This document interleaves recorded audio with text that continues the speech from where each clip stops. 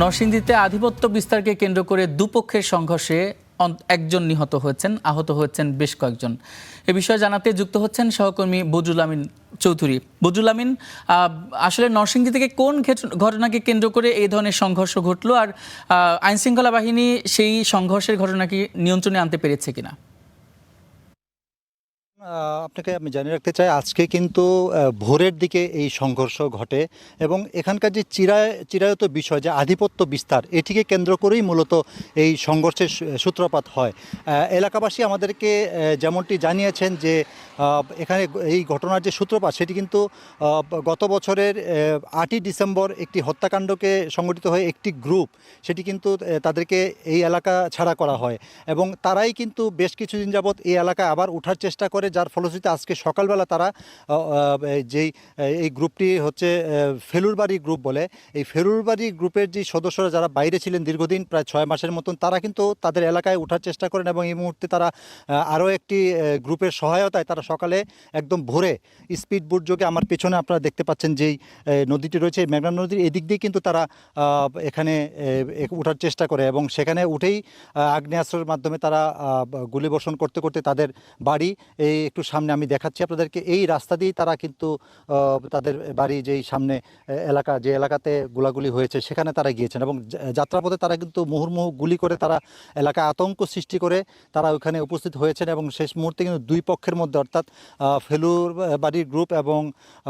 সহি মেম্বার গ্রুপের যেই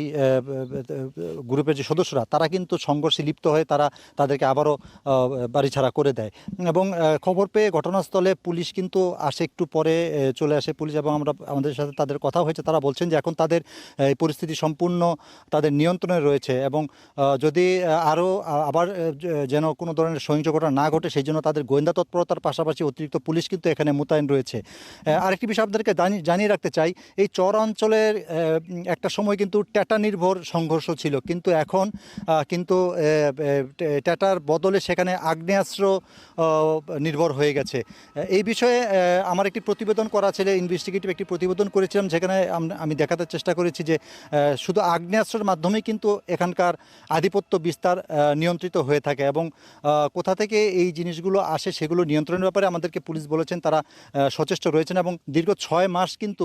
এই এলাকাটি মোটামুটিভাবে কোনো ধরনের সহিংস ঘটনার বাইরে ছিল, কিন্তু আজকে সকালে হঠাৎ করেই এই সংঘর্ষের সূত্রপাত হয়, যার ফলশ্রুতিতে একজনের মৃত্যুর খবর আমরা জানতে পেরেছি এবং বেশ